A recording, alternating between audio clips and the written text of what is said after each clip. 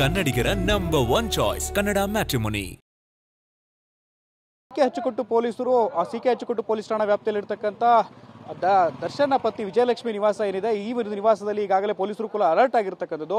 C K ಹಚ್ಚುಕೊಟ್ಟು ಪೊಲೀಸರು ಕಣ್ಗಾವಲು ನಡೆಸಿದ್ದಾರೆ. ಇದರ ಬೆನ್ನಲ್ಲೇ ಈಗಾಗಲೇ ತಂಡಗಳಾಗಿ RR ನಗರ ಪೊಲೀಸರು, ವಿಜಯನಗರ ಪೊಲೀಸರು ಈಗಾಗಲೇ ಆರೋಪಿಗಳ ಬೆನ್ನು ಬಿದ್ದಿರ್ತಕ್ಕಂಥದ್ದು. ಪ್ರದೋಷ್ ನಿವಾಸಕ್ಕೆ ಈಗಾಗಲೇ ಟಿವಿನಿಗೆ ಲಭ್ಯವಾಗಿರ್ತಕ್ಕಂಥ ಮೂಲಗಳ ಮಾಹಿತಿಯ ಪ್ರಕಾರ ಎಂಟ್ರಿಯನ್ನು ಕೊಟ್ಟಿದ್ದಾರೆ ಅಂತೇಳಿ ಮಾಹಿತಿ ಲಭ್ಯ ಆಗಿದೆ. ಗಿರಿನಗರದಲ್ಲಿ A14 ಆರೋಪಿಯಾಗಿರ್ತಕ್ಕಂಥ ಪ್ರದೋಷ್ ನಿವಾಸ ಇದೆ. ಪ್ರದೋಷ್ ಕೂಡ ಇದೇ ನಿವಾಸದಲ್ಲಿದ್ದಾರೆ ಅಂತೇಳಿ ಮಾಹಿತಿ ಲಭ್ಯ ಆಗಿದೆ.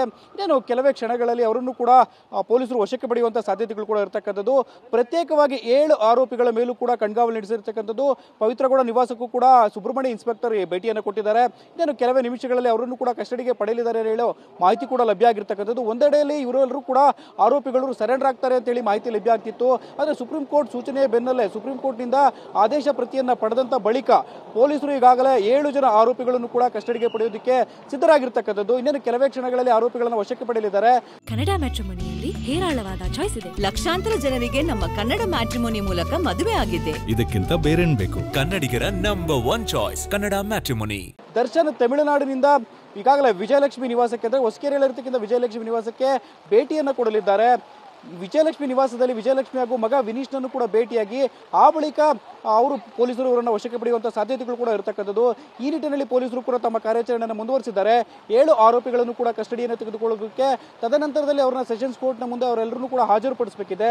ಇದಕ್ಕೆ ಸಂಬಂಧಪಟ್ಟಂತೆ ಸಿದ್ಧತೆಗಳು ಕೂಡ ಮಾಡ್ಕೊಳ್ತಿರ್ತಕ್ಕಂಥ ಸದ್ಯದ ಮಟ್ಟಿಗೆ ರಂಗನಾಥ್ ಈಗಾಗಲೇ ಟಿವಿನನ್ಗೆ ಲಭ್ಯವಾಗಿರ್ತಕ್ಕಂಥ ಮೂಲಗಳ ಮಾಹಿತಿಯ ಪ್ರಕಾರ ನಾನು ಹಿಂಭಾಗದಲ್ಲಿ ಗಮನಿಸಬಹುದಾಗಿದೆ. ಹೊಸಕೆರೆಯಲ್ಲಿ ಇರ್ತಕ್ಕಂಥ ಪ್ರೆಸ್ಟೀಜ್ ಅಪಾರ್ಟ್ಮೆಂಟ್ನ ನಿವಾಸದಲ್ಲಿ ವಿಜಯಲಕ್ಷ್ಮಿ ಇರ್ತಕ್ಕಂಥದ್ದು. ವಿಜಯಲಕ್ಷ್ಮಿ ಹಾಗೂ ಪುತ್ರ ವಿನೀಶ್ ದರ್ಶನ್ಗಾಗಿ ಕಾಯ್ತಿರ್ತಕ್ಕಂಥದ್ದು. ಸದ್ಯ ದರ್ಶನ್ ವಿಜಯಲಕ್ಷ್ಮಿಯ ನಿವಾಸದಲ್ಲಿ ವಿಜಯಲಕ್ಷ್ಮಿ ಹಾಗೂ ವಿನೀಶ್ ಮಾತ್ರ ಇದ್ದಾರೆ ಅಂತ ಹೇಳಿ ಮಾಹಿತಿ ಲಭ್ಯ ಆಗಿದೆ.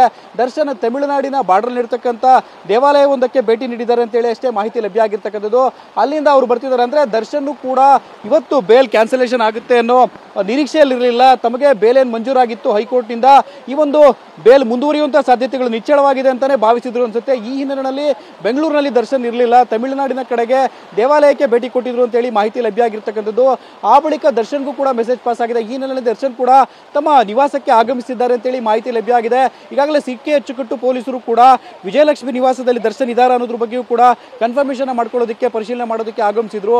ಅವರು ಕೂಡ ಕಣ್ಗಾವಲು ನಡೆಸಿದ್ದಾರೆ. 7 ಆರೋಪಿಗಳೇನಿದ್ದಾರೆ, 7 ಆರೋಪಿಗಳನ್ನ ಕಸ್ಟಡಿಗೆ ಪಡೆಯೋದಕ್ಕೆ ಸುಪ್ರೀಂ ಕೋರ್ಟ್ನ ಸೂಚನೆಯ ಹಿನ್ನೆಲೆಯಲ್ಲಿ ಆಯಾ ಪೊಲೀಸ್ ಠಾಣೆಗಳಿಗೂ ಕೂಡ ಈಗಾಗಲೇ ಮಾಹಿತಿಯನ್ನು ಕೂಡ ರವಾನೆ ಮಾಡಿರ್ತಕ್ಕಂಥದ್ದು.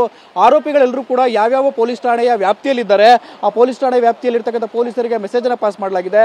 ಆರೋಪಿಗಳ ಮೇಲೆ ಪೊಲೀಸರು ಕೂಡ ಕಣ್ಗಾವಲು ನಡೆಸಿ ಒಬ್ಬೊಬ್ಬರನ್ನಾಗಿ ವಶಕ್ಕೆ ಪಡೆಯುವಂತ ಸಿದ್ಧತೆಗಳು ಕೂಡ ಇರತಕ್ಕಂಥದ್ದು. ಈಗಾಗಲೇ RR ನಗರ ಪೊಲೀಸ್ ಠಾಣಾ ವ್ಯಾಪ್ತಿಯಲ್ಲಿರ್ತಕ್ಕಂಥ ಪವಿತ್ರಗೌಡ ಏನಿದ್ದಾರೆ ಆ ಮನೆಗೆ ಪೊಲೀಸರು ಕೂಡ ಆಗಮಿಸಿರ್ತಕ್ಕಂಥದ್ದು. ಇನ್ಸ್ಪೆಕ್ಟರ್ ಸುಬ್ರಹ್ಮಣ್ಯ ಆಗಮಿಸಿದ್ದಾರೆ. ಅವರು ಕೂಡ ಕಸ್ಟಡಿಗೆ ಪಡೆಯುವಂತ ಮುಂದಾಗಿರ್ತಕ್ಕಂಥದ್ದು. ತದನಂತರದಲ್ಲಿ ವಿಜಯನಗರ ಪೊಲೀಸರು ಕೂಡ ಈಗಾಗಲೇ ಎಂಟ್ರಿ ಕೊಟ್ಟಿರ್ತಕ್ಕಂಥದ್ದು. ಗಿರಿನಗರ ಪೊಲೀಸ್ ಠಾಣಾ ವ್ಯಾಪ್ತಿಯಲ್ಲಿ ಗಿರಿನಗರದಲ್ಲಿರ್ತಕ್ಕಂಥ ಪ್ರದೋಷ್ ಮನೆಗೆ ವಿಜಯನಗರ ಪೊಲೀಸರು ಅವರನ್ನು ವಶಕ್ಕೆ ಪಡೆಯೋದಕ್ಕೆ ಮುಂದಾಗಿರ್ತಕ್ಕಂಥದ್ದು. ಇದೇ ರೀತಿಯಾಗಿ 7 ಜನ ಆರೋಪಿಗಳನ್ನು ಕೂಡ ಕಸ್ಟಡಿಗೆ ಪಡೆಯೋದಕ್ಕೆ ಮುಂದಾಗಿದ್ದಾರೆ. ಸದ್ಯದ ಮಟ್ಟಿಗೆ ನಾವು ಚಿತ್ರಣವನ್ನು ಗಮನಿಸಬಹುದಾಗಿದೆ. ಹೊಸಕೆರೆಯಲ್ಲಿರ್ತಕ್ಕಂಥ ವಿಜಯಲಕ್ಷ್ಮಿ ಅವರ ನಿವಾಸದ ಬಳಿ ಯಾವೊಬ್ಬ ಅಭಿಮಾನಿಗಳ ಸುಳಿವಿಲ್ಲ. ಈಗಾಗಲೇ ನೀರುವ ಮೌನ ಆವರಿಸಿರ್ತಕ್ಕಂಥದ್ದು. ಸದ್ಯದ ಮಟ್ಟಿಗೆ ವಿಜಯಲಕ್ಷ್ಮಿಗೂ ಕೂಡ ಟೆನ್ಷನ್ ಶುರುವಾಗಿರ್ತಕ್ಕಂಥದ್ದು. ಸಾಕಷ್ಟು ಪ್ರಯಾಸವನ್ನು ಪಟ್ಟು ವಕೀಲರನ್ನ ಸಂಪರ್ಕ ಮಾಡಿ, ಸುಪ್ರೀಂ ಕೋರ್ಟ್ ವಕೀಲರನ್ನು ಕೂಡ ಸಂಪರ್ಕ ಮಾಡಿ, ಆ ಬಳಿಕ ಬೇಲನ್ನು ಪಡೆದುಕೊಳ್ಳೋದಕ್ಕೆ ಹಿರಿಯ ವಕೀಲರನ್ನು ಕೂಡ ಸಂಪರ್ಕ ಮಾಡಿದ್ರು. ದೇವಾಲಯಗಳಿಗೂ ಕೂಡ ಟೆಂಪಲ್ ರನ್ ನಡೆಸಿದ್ರು. ಆದರೆ ಕೊನೆಯದಾಗಿ ಸುಪ್ರೀಂ ಕೋರ್ಟ್ ದರ್ಶನ್ ಸೇರಿದಂತೆ 7 ಜನ ಆರೋಪಿಗಳ ಬೇಲನ್ನು ರದ್ದುಗೊಳಿಸಿರ್ತಕ್ಕಂಥದ್ದು. ಅವರಿಗೂ ಕೂಡ ಟೆನ್ಷನ್ ಆಗಿರ್ತಕ್ಕಂಥದ್ದು.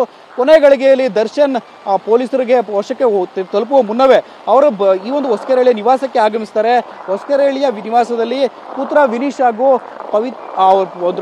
ವಿಜಯಲಕ್ಷ್ಮಿ ಅವರನ್ನ ಪತ್ನಿಯನ್ನು ವಿಜಯಲಕ್ಷ್ಮಿ ಅವರನ್ನ ಸಂಪರ್ಕ ಮಾಡಿ ಆ ಬಳಿಕ ಪೊಲೀಸ್ ಠಾಣೆಗೆ ತೆರಳುವಂತಹ ಸಾಧ್ಯತೆಗಳು ಕೂಡ ಇರತಕ್ಕಂಥದ್ದು. ಈ ಹಿನ್ನೆಲೆಯಲ್ಲಿ ಸಿಕೆ ಅಚ್ಚುಕಟ್ಟು ಪೊಲೀಸರು ಕಣ್ಗಾವಲು ಇರಿಸಿದ್ದಾರೆ.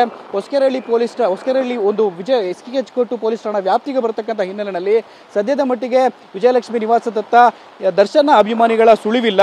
ವಿಜಯಲಕ್ಷ್ಮಿ ಹಾಗೂ ಪುತ್ರ ವಿನೀಶ್ ದರ್ಶನ್ಗಾಗಿ ಕಾಯ್ತಿದ್ದಾರೆ ಅಂತ ಹೇಳಿ ಟಿವಿನನ್ಗೆ ಮಾಹಿತಿಗಳು ಲಭ್ಯ ಆಗಿದೆ.